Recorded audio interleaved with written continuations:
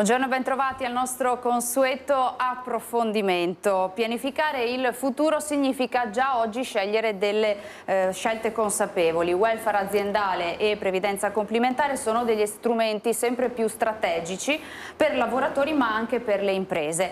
Oggi insieme a ITAS, che è la compagnia assicurativa più antica d'Italia, vi daremo informazioni chiare, consigli pratici molto utili per orientarsi, capire vantaggi e anche opportunità da cogliere. Lo faremo in compagnia dei miei ospiti che vi presento subito. Ho il piacere di avere in studio con me Andrea Gentilini, responsabile sviluppo offerta welfare di ITAS. Buongiorno e ben trovato. Buongiorno, un saluto a tutti i telespettatori. Do il benvenuto anche ad Alghet Teferici, responsabile sviluppo fondi previdenziali di ITAS. Buongiorno e ben trovato. E un saluto anche da parte mia. Allora, iniziamo con una domanda con Andrea Gentilini molto semplice, però insomma giusto raccontare un termine che sentiamo molto spesso nominare, lo sentiamo sempre più nominare e molte volte non sappiamo esattamente che cosa significa, ed è welfare. Ci aiuta a capire che cosa significa davvero welfare? Devo dire che definire il welfare ha un perimetro molto ampio, è quell'insieme di benefit, di prestazioni e di servizi non monetari che l'imprenditore può decidere di dare ai propri collaboratori.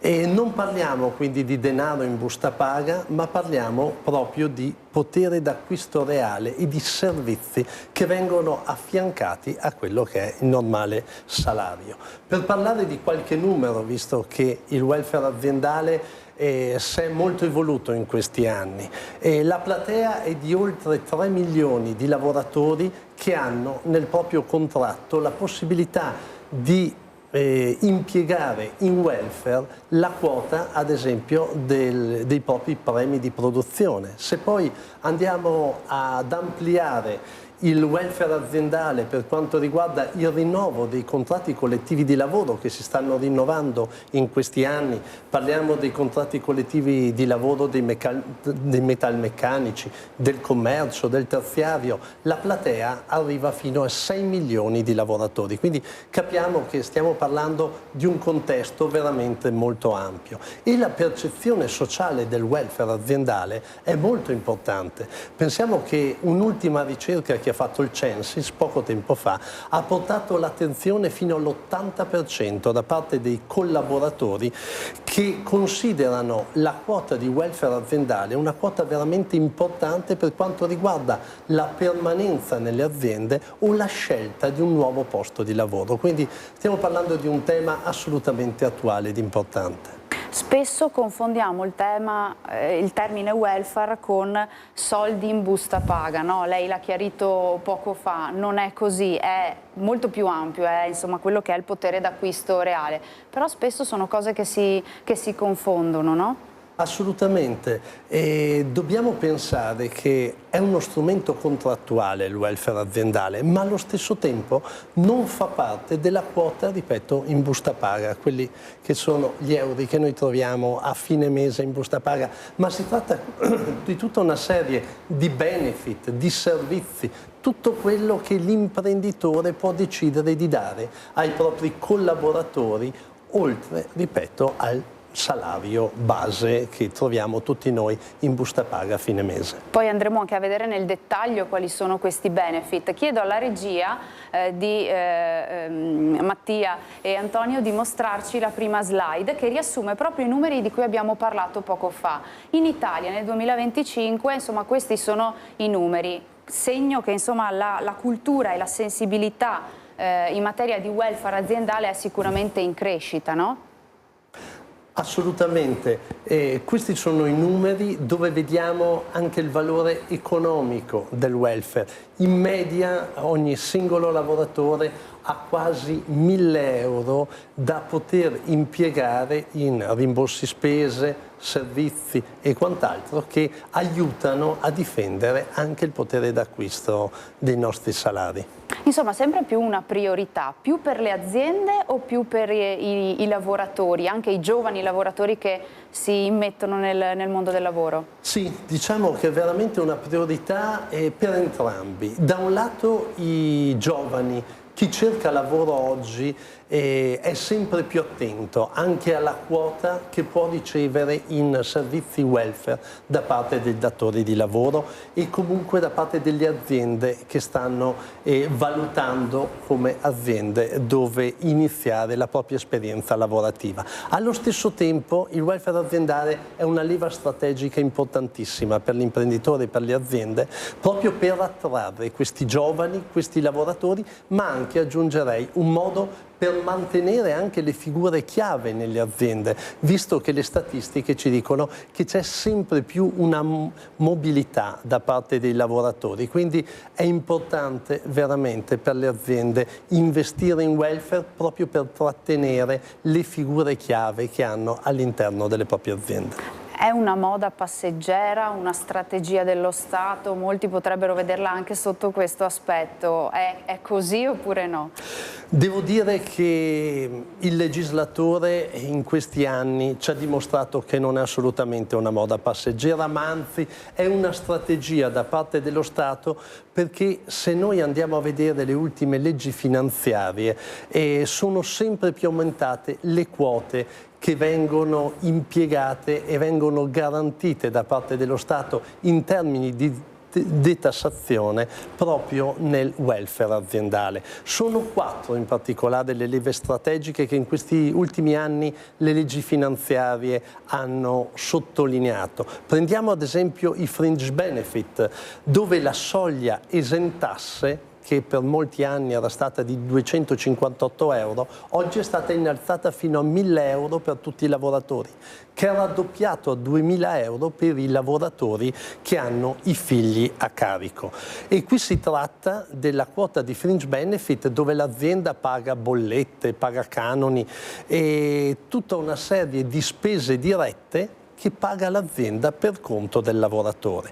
Questi sono, mi scusi se la interrompo, qualche esempio di fringe benefit? Per esempio anche le auto aziendali, i buoni carburante possono rientrare? Assolutamente, buoni carburanti, le auto aziendali, sono tutte delle quote in cui l'azienda paga al posto del lavoratore, quindi per il lavoratore sono spese e tutte esentasse che si trova pagate dal mondo dell'impresa.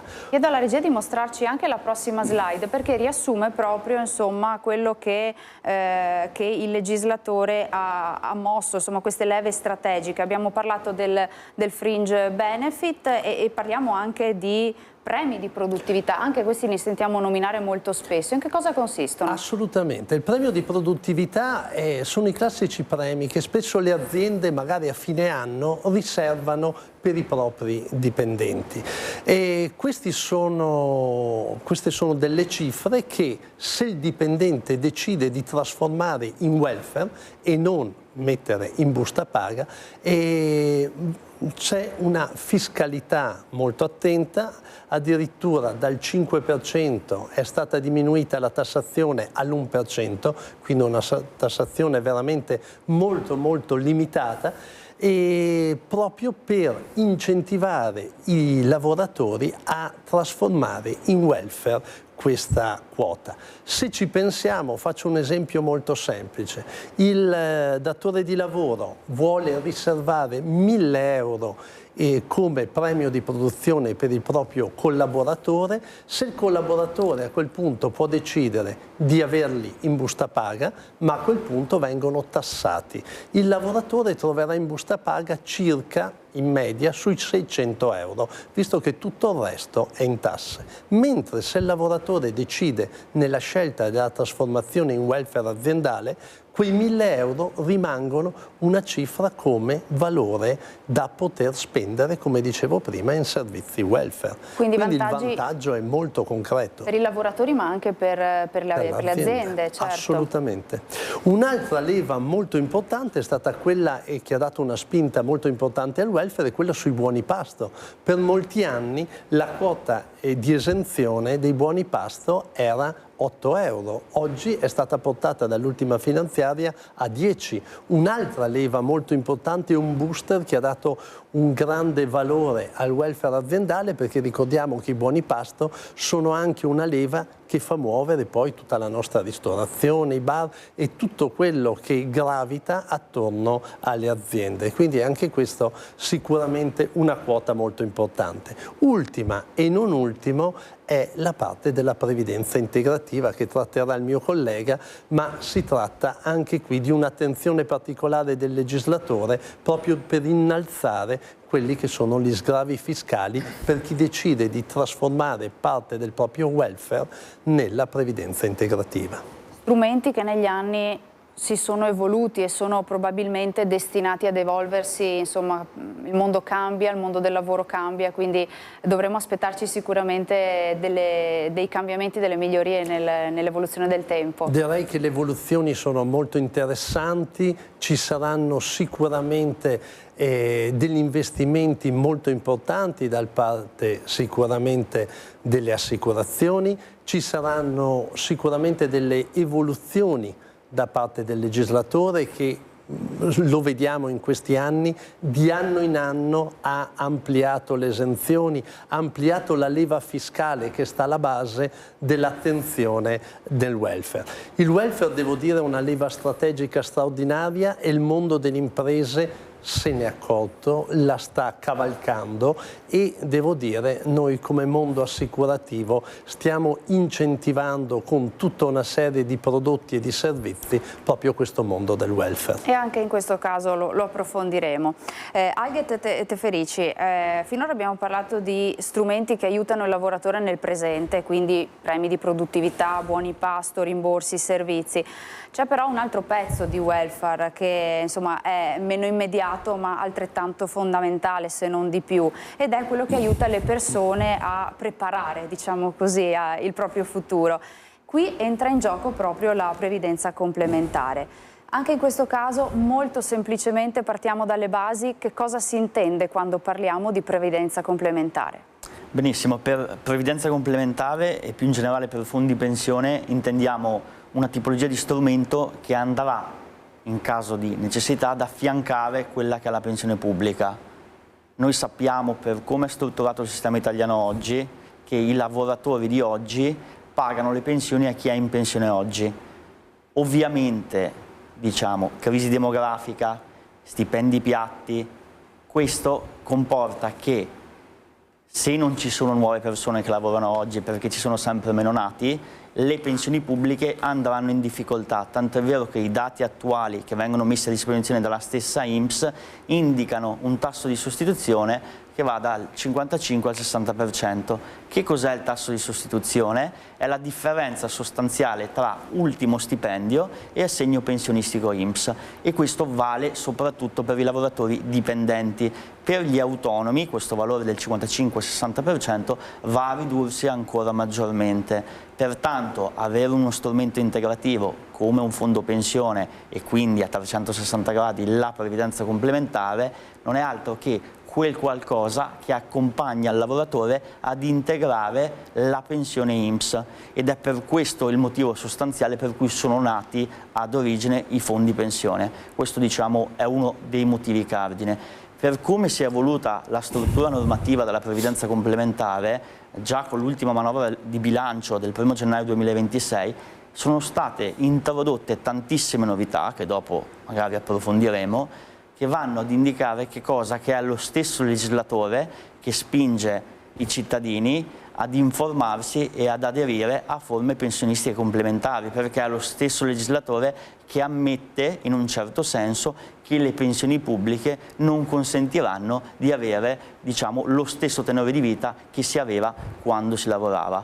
E diciamo, pertanto, il fondo pensione deve essere pensato come uno strumento di risparmio che, nei casi in cui vi fosse la necessità, l'aderente al fondo pensione, perché chi si iscrive a un fondo pensione, diciamo, ha la qualifica di aderente, può attingere in determinate situazioni. Sostanzialmente significa costruire passo dopo passo, goccia dopo goccia, una seconda fonte di reddito per il futuro da affiancare alla pensione pubblica, che si può alimentare con il nostro TFR. Corretto, è esattamente così. una delle leve, uno dei vantaggi principali che esiste nella previdenza complementare e che ovviamente abbiamo anche noi come Plurifonds, il nostro fondo pensione aperto di Itas Vita, è la possibilità di poter aderire tramite il TFR, che è il trattamento di fine rapporto dei lavoratori, tramite versamenti volontari e nei casi in cui sussistano anche versamenti aggiuntivi da parte del datore di lavoro. Anche sul tema del fondo pensione, comunque della pensione previdenza complementare, c'è una maggiore sensibilità rispetto a un tempo e anche i giovani, molto probabilmente, che sono i primi ad essere interessati da questo aspetto, si avvicinano molto di più rispetto a un tempo a questo tipo di previdenza.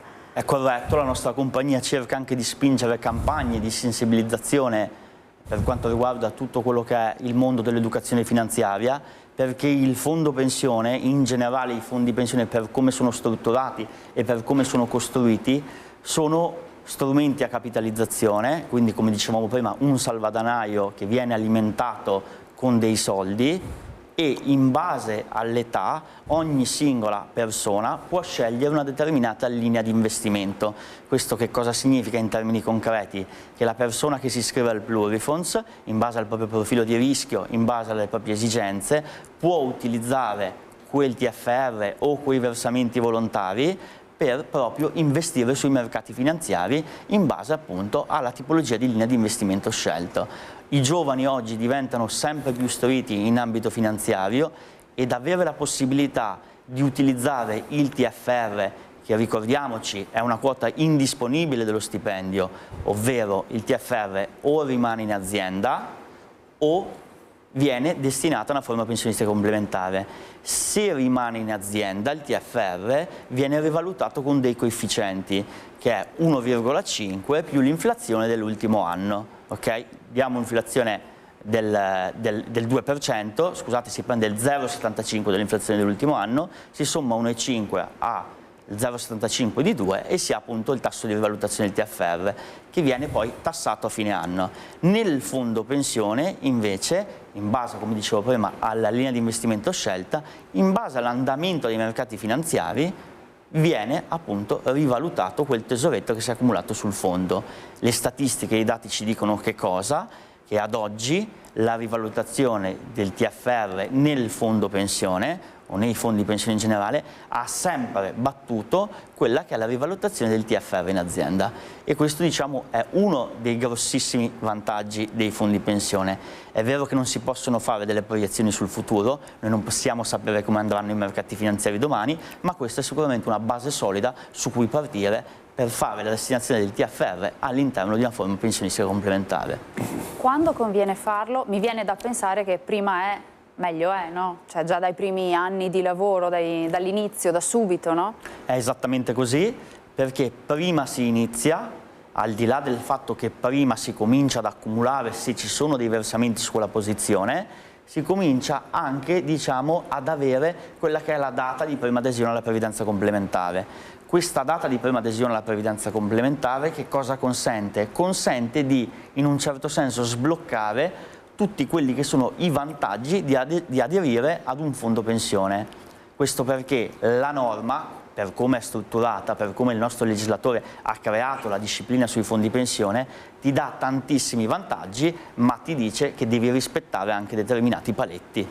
Questi paletti, se rispettati, ti consentono appunto di utilizzare i soldi che ci sono all'interno del fondo pensione con delle tassazioni di vantaggio.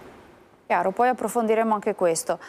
Andrea Gentilini, e andiamo insomma con la prossima slide, con la prossima diapositiva che ci aiuta a capire meglio. Torniamo a parlare di welfare aziendale. Quali sono i vantaggi per i dipendenti? In particolare, prima abbiamo parlato dei premi di produzione. Che cosa possiamo dire? Ma possiamo dire che in particolare per i premi di produzione può essere molto interessante e anche redditizio trasformare queste quote in welfare aziendale. Dicevo prima con un semplice esempio, i famosi 1.000 euro, se si decide di trasformarli in welfare aziendale rimangono una quota, un valore assoluto di 1.000 euro ed è anche questo il costo per l'azienda. Mentre se si trasformano in denaro in busta paga hanno poi una tassazione importante che, ripeto, in media può essere di circa 400 euro, quindi alla fine al lavoratore in tasca rimangono non più di 600 euro. Questa è una cifra molto importante e la scelta di investire nel welfare è una scelta veramente importante. Tra le attività più apprezzate dai lavoratori sono i rimborsi, ad esempio, delle rette scolastiche dei figli, per gli asili nido, l'assistenza agli anziani non autosufficienti, anche queste sono spese che possono essere rimborsate con il welfare, ma poi ci sono i buoni spesa, i buoni benzina, l'abbiamo detto prima, quindi sono una moltitudine di servizi che possono essere finanziati con il welfare e alla fine si rimane con un potere d'acquisto importante in mano ai lavoratori. Un esempio concreto di come funziona, come vengono poi erogati questi buoni, insomma? Allora, di base ci deve essere un accordo aziendale sottoscritto dai sindacati in cui si dà, come dicevo prima, la possibilità ai lavoratori di, ad esempio sui premi di produzione, di avere la doppia scelta, o essere erogati in busta paga oppure entrare in un monte welfare e qui a quel punto c'è la possibilità in maniera assolutamente detassata da parte dell'azienda di fornire questo denaro, perché alla fine stiamo parlando comunque di potere d'acquisto, direttamente nel pagamento da parte dell'azienda di questi servizi che vengono poi fruiti dai propri collaboratori. Di conseguenza è un'opportunità veramente importante per i lavoratori e visto che c'è una leva fiscale che permette in questo momento di avere questi vantaggi, è un'opportunità veramente molto molto importante. Sicuramente per i dipendenti lo è, insomma è evidente, ma con la prossima slide andiamo a vedere anche i vantaggi per le aziende, perché anche i datori di lavoro possono trarre beneficio dall'avere un welfare aziendale particolarmente sviluppato? Assolutamente, per i datori di lavoro prima di tutto c'è il cuneo fiscale, c'è la totale deducibilità dei costi sostenuti dall'azienda proprio nel creare questi piani welfare. Di conseguenza anche per il mondo datoriale il welfare aziendale è una leva molto molto importante, perché ripeto, tornando all'esempio molto concreto dei premi di produzione, se un datore di lavoro volesse dare in busta paga 1.000 euro netti ai propri dipendenti, dovrebbero pagare 1.400 euro circa come costo aziendale, perché dobbiamo aggiungere anche la tassazione. Inoltre il concetto che dicevo prima è una leva strategica importantissima. È importante per le aziende, lo sappiamo, lo vediamo dalle statistiche che leggiamo sui media tutti i giorni, la difficoltà di trovare lavoratori specializzati. C'è bisogno delle aziende di attrarre questi lavoratori. La leva dello stipendio arriva fino a un certo punto, perché comunque i contratti di lavoro pongono anche dei limiti salariali, mentre se il datore di lavoro accompagna quello che è il salario anche con una quota di welfare aziendale, tra il resto detassato, può creare sempre più attenzione verso la propria azienda ed essere attrattiva verso nuovi lavoratori e verso magari quelle figure specializzate così difficili da trovare oggi nel mondo del lavoro. Questa è una cosa molto importante e un'opportunità strategica molto importante del welfare. Si parla di cervelli in fuga, giovani che insomma vanno all'estero dove trovano sicuramente condizioni lavorative e anche economiche spesso migliori rispetto al nostro paese. Avere un welfare aziendale ben sviluppato può essere determinante per un giovane nella scelta di rimanere nel nostro paese e insomma lavorare e produrre nel nostro paese. Assolutamente, dobbiamo avere proprio questa attenzione sociale verso il mondo dei giovani. Tanti ragazzi investono assieme alle loro famiglie cifre molto importanti per la loro formazione, escono dalle nostre università e poi magari fanno delle esperienze importanti, penso che ne hanno fatti molti ragazzi, anch'io ho avuto questa opportunità di stare un periodo all'estero per fare formazione, per aumentare le nostre professionalità, ma poi dobbiamo essere in grado di tornare attrattivi. Il nostro nord-est in particolare è molto attrattivo, ha tante opportunità di lavoro, ma i giovani cercano anche, giustamente, un'attenzione particolare, oltre che salariale, ma anche nei servizi che possono dare le aziende assieme a quello che è lo stipendio. E molti servizi vengono dati proprio nel mondo del welfare e c'è una grande, grande attenzione. Di qui l'importanza proprio per i datori di lavoro, per i nostri imprenditori, di saper investire, visto che adesso c'è una detrazione fiscale così importante, proprio su questa leva strategica. E sicuramente contribuisce anche ad instaurare un clima in azienda che sia sicuramente più disteso e possa aumentare anche la produttività delle persone. Alghet e Ferici, vantaggi concreti di aderire ad un fondo pensione e quindi di sfruttare al meglio gli strumenti che abbiamo a disposizione? Certamente, i vantaggi sono molteplici. Come dicevo precedentemente, uno è destinare il TFR al fondo pensione. Il vantaggio principale che dicevo è che nel momento in cui tu, come iscritto a un fondo pensione, vai a richiedere quei soldi al fondo pensione, la tassazione che subirai su quella cifra sarà nel 99% dei casi inferiore a quella che subiresti se quel TFR rimanesse all'interno del datore di lavoro, se avesse quel TFR accantonato in azienda. Quindi diciamo, questo è il primo vantaggio. Il secondo vantaggio concreto, e questo governo è andato ad aumentare quella che è la deducibilità fiscale, ovvero da quest'anno, dal 1° di gennaio 2026, la nuova legge di bilancio ha innalzato il limite di deducibilità, portando ai famosi 5.164 euro degli anni passati, i vecchi 10 milioni di lire, a 5.300 euro. Questo è, diciamo, un primo anche, come dicevo prima, il governo sta cercando a livello nazionale di dare dei segnali alla popolazione di investire in previdenza complementare e di utilizzare i fondi pensioni. Ma che cos'è la deducibilità fiscale? Dedurre fiscalmente un contributo non significa altro che ipotizziamo di avere un reddito annuo lordo di 30.000 euro, se io verso 1.000 euro di quello che ho percepito come stipendio ad un fondo pensione, succede che nella successiva dichiarazione dei redditi, nel caso io sia un lavoratore dipendente, recupererò il 33% di quel versamento. Quindi a un certo punto avrò 1.000 euro all'interno del mio fondo pensione e 330 euro in mano. Come capiamo, questa leva è assolutamente determinante e rilevante, tanto è vero che il primo consiglio che diamo noi come Plurifons e Comunitas Vita è quello di, se pensiamo a effettuare degli investimenti, il primo strumento da utilizzare in una sorta di ottica di ottimizzazione di quelle che sono le risorse patrimoniali di ognuno è quello di versare questi famosi 5.300 euro all'interno di una forma pensionistica complementare. Questo è TFR, deducibilità fiscale, il secondo vantaggio. Il terzo vantaggio concreto è che è possibile, con il datore di lavoro, se previsto dal contratto collettivo nazionale di riferimento del lavoratore, avere un contributo aggiuntivo all'interno del fondo pensione. Quindi è l'azienda in questo caso che contribuisce? Correttamente, corretto, è l'azienda che effettua un versamento aggiuntivo all'interno del fondo pensione del suo dipendente. Questo che cosa crea?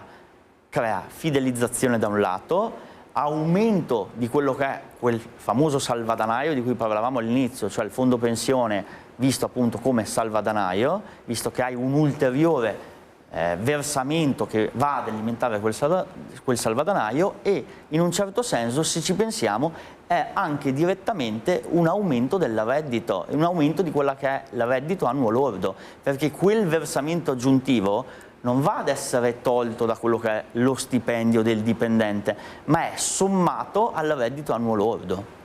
Anche il datore di lavoro ha dei vantaggi se contribuisce al fondo pensione dei suoi dipendenti? Assolutamente ha dei vantaggi, infatti diciamo anche noi come Plurifonds cerchiamo di parlare con gli imprenditori e con tutta quella che è diciamo, i soggetti interessati.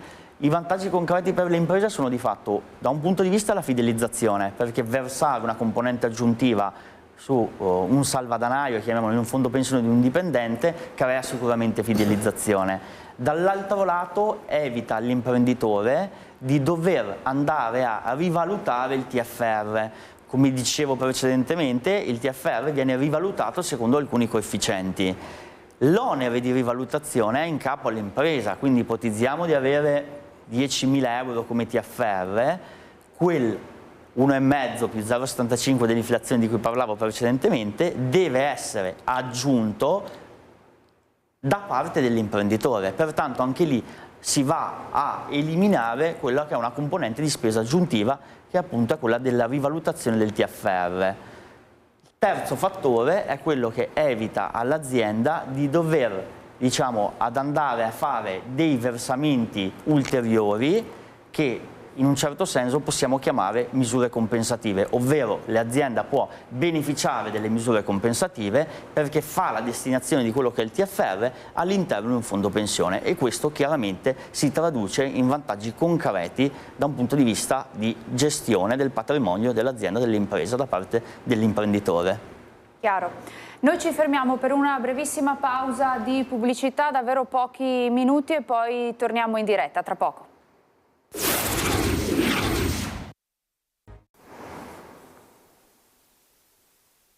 Bentrovati nuovamente in studio, in diretta torniamo a parlare di welfare aziendale e di previdenza complementare. Stiamo raccontando insieme agli esperti di ITAS tutte le opportunità per insomma, preparare, mettere le basi per il nostro futuro. Io riparto da Andrea Gentilini perché vorrei capire come ITAS si pone nel contesto del welfare aziendale. Come mai questo settore è diventato così centrale, no, per le assicurazioni?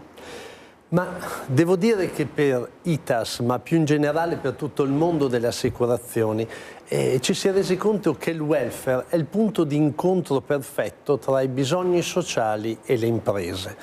E lo Stato oggi, lo sappiamo, fa sempre più fatica a coprire le ingenti spese sanitarie e a garantire, come diceva prima il collega, le importanti pensioni. E quindi le assicurazioni sono intervenute dando delle soluzioni alle aziende, soluzioni che vengono date dalle polizze vita, le polizze LTC, le long term care, polizze sanitarie, i fondi pensione, tutti strumenti che vengono messi a disposizione delle aziende che beneficiano, come abbiamo detto prima, di una tassazione molto importante perché è particolarmente favorevole sul welfare, di conseguenza poi sono strumenti che vengono dati e messi a disposizione dei lavoratori da parte delle sue aziende. E per le compagnie di assicurazioni quindi si tratta, a lavorare nel mondo del welfare, di diventare partner della protezione sociale dei lavoratori e delle famiglie, quindi è un campo di grande e particolare interesse. E lo è anche per ITAS? Assolutamente, lo è in particolare per ITAS, perché ITAS, oltre a essere la più antica assicurazione d'Italia, è anche una mutua. Noi ci teniamo molto a sottolineare questo aspetto. ITAS nasce come mutua, quindi con valori mutualistici. Pensate che tutti i nostri clienti diventano anche nostri soci. Quindi per ITAS dare una protezione alle persone, alle famiglie, mettere le persone al centro è da sempre di fondamentale importanza proprio per i valori mutualistici che stanno nel DNA della nostra azienda. Di conseguenza il welfare diventa veramente uno strumento di primaria importanza. Mettiamo le persone al centro, le aiutiamo, le sosteniamo e poi le accompagniamo lungo tutta la vita. Di conseguenza per ITAS non è vendere polizze assicurative, ma è diventare partner dei lavoratori, delle famiglie e anche delle imprese, visto che il welfare tramita il mondo imprenditoriale. Per quanto riguarda invece il tema del fondo pensione, che ruolo ha ITAS nell'accompagnare aziende ma anche i lavoratori, no? Come abbiamo detto? Sì, la nostra compagnia offre anche percorsi di educazione finanziaria, mette a disposizione su tutto il territorio italiano una rete di agenti e di agenzie che consentono di comprendere quello che ci siamo detti in questa puntata, tutto il mondo della previdenza complementare a 360 gradi.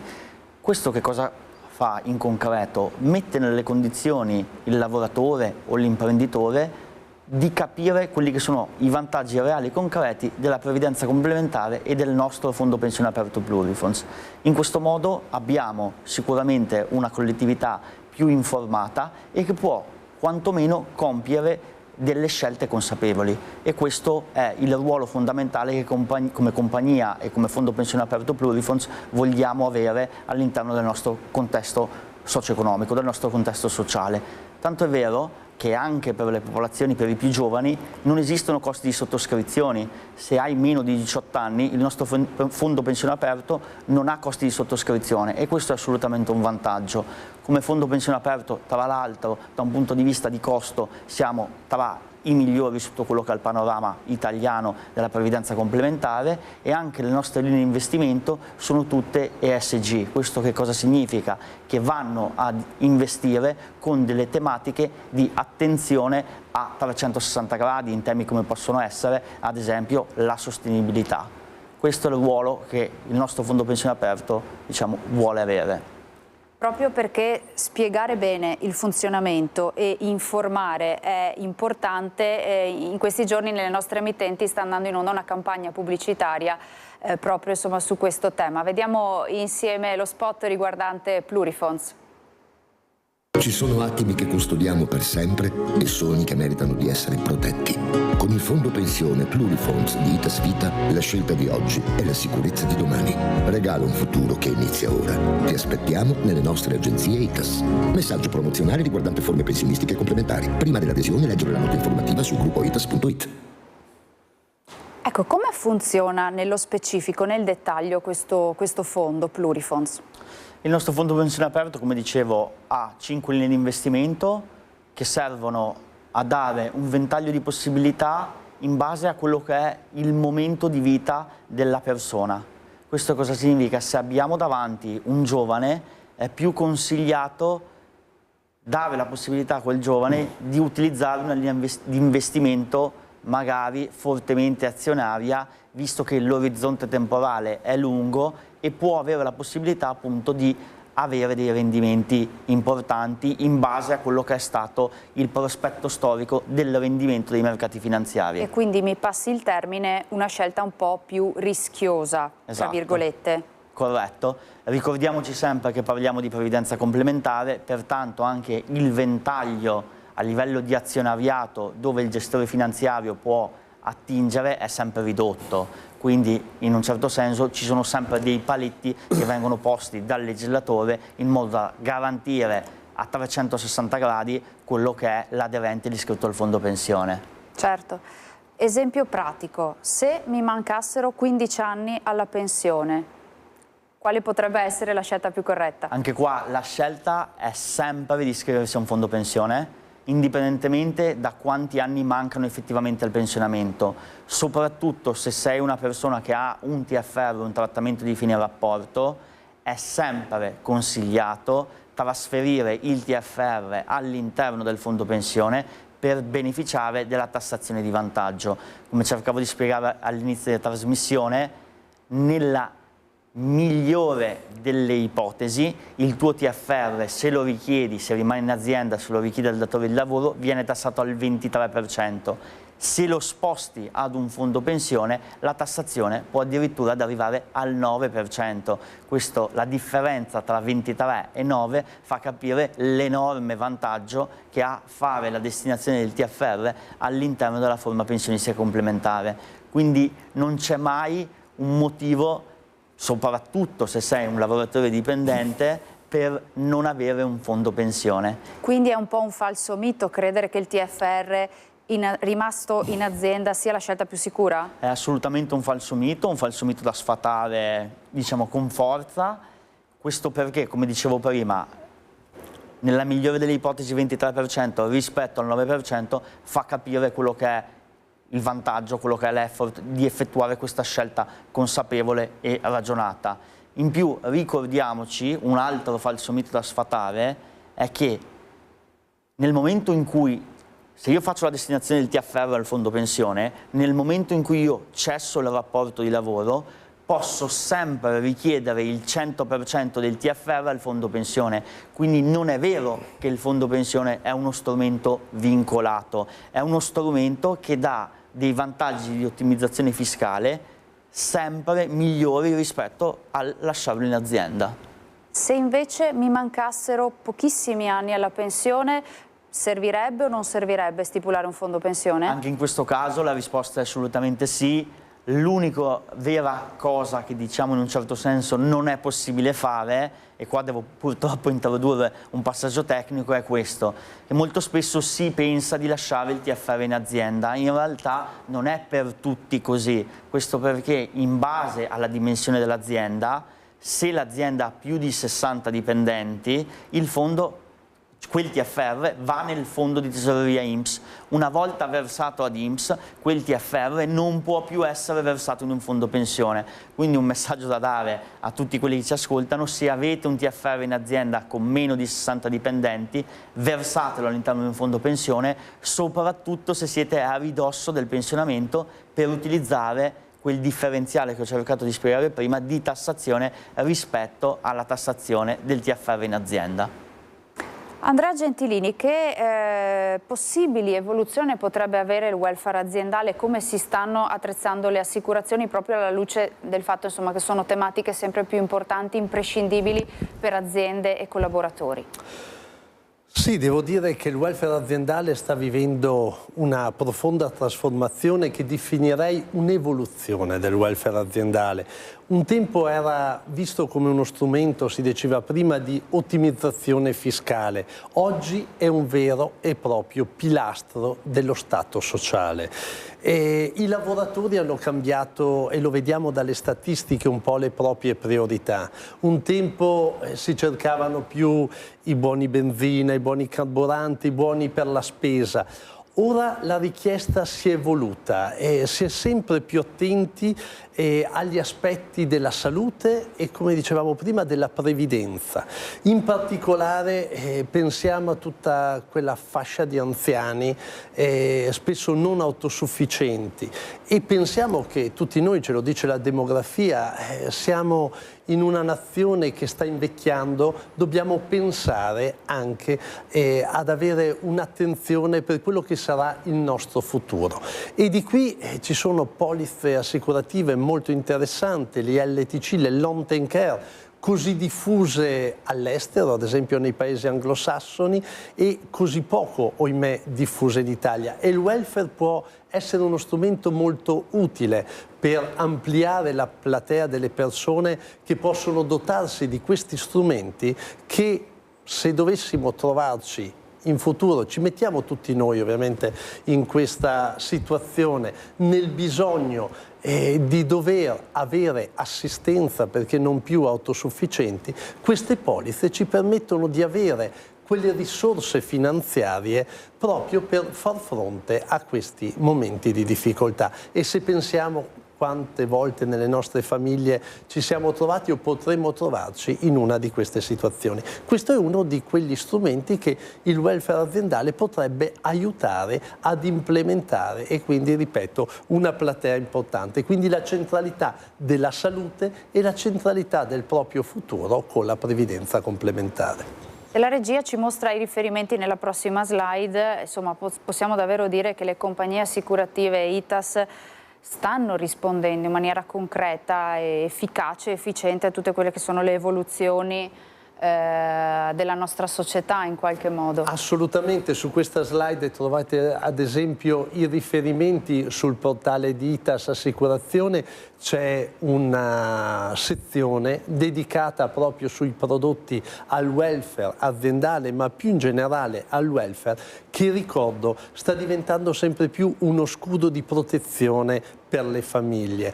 E l'altra evoluzione del welfare che stiamo vivendo e stiamo intravedendo per il futuro è quella proprio della personalizzazione dell'offerta. Dobbiamo pensare che un lavoratore a 25 anni, quando inizia la propria attività lavorativa, ha dei bisogni che sono sicuramente molto diversi da quelli che sono i bisogni di un lavoratore ultra cinquantenne, e per questo noi come assicurazioni ci stiamo attrezzando per avere un paniere di offerta sempre più ampia per rispondere a tutte queste richieste, e in particolare ci viene in aiuto e stiamo facendo grandi investimenti anche sulla tecnologia, piattaforme welfare tecnologiche che gestiamo e mettiamo a disposizione direttamente noi come aziende assicurative, piattaforme welfare per le nostre aziende, ma tutte queste informazioni, come diceva il collega, le potete trovare nella nostra rete di agenzie ITAS presente su tutto il territorio. Sicuramente evoluzioni importanti. Allora abbiamo l'ultima manciata di minuti a nostra disposizione, sono arrivate delle domande da casa, una a testa, comincio da Alget perché insomma poco fa parlavamo del fondo Plurifonds e ci chiedono se è possibile aprire un fondo Plurifonds per mio figlio che è ancora minorenne, che quindi chiaramente non è ancora entrato nel mondo del lavoro. Si può fare? Sì, assolutamente, anzi è consigliato farlo, questo perché come si diceva permette al bimbo o alla bimba di maturare quella che è l'anzianità di adesione alla previdenza complementare e di usufruire pertanto di tutti quelli che sono i vantaggi poi a livello di tassazione, perché il legislatore ti dice più resti iscritto in un fondo pensione, maggiori vantaggi accumuli.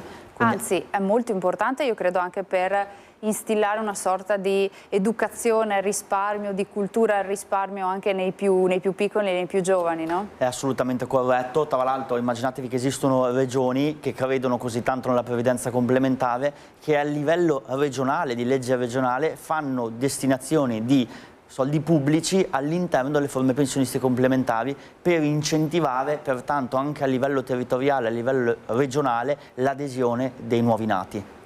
Domanda per lei invece, ci ha scritto un imprenditore che ha una piccola azienda artigiana di 10 dipendenti e chiede se anche per lui conviene insomma, il tema del welfare per i propri dipendenti. Ma devo ringraziare questo imprenditore per questa domanda perché ci permette di sfatare un altro falso mito.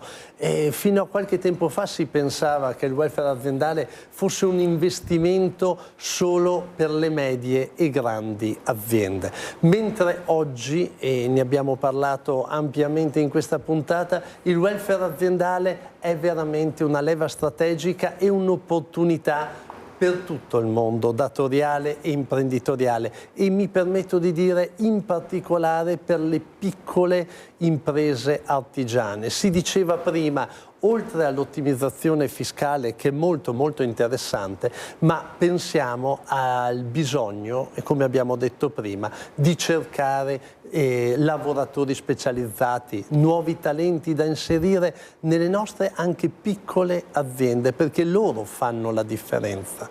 Ed è proprio per attrarre queste persone che la leva del welfare può diventare una leva strategica, e quindi il mio consiglio anche per questo imprenditore è quello di valutare e vedere quanto si può fare anche all'interno dei propri contratti di lavoro per dare un'evoluzione al welfare aziendale.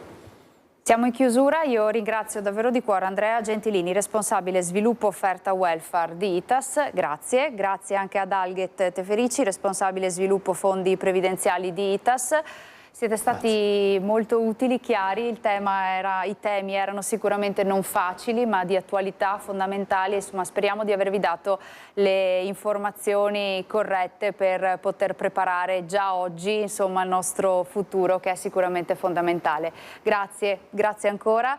Grazie a voi da casa per averci seguito, a Mattia Pizzaia e Antonio Paul in regia. Vi lascio alla nostra programmazione e vi auguro un buon proseguimento di giornata in nostra compagnia.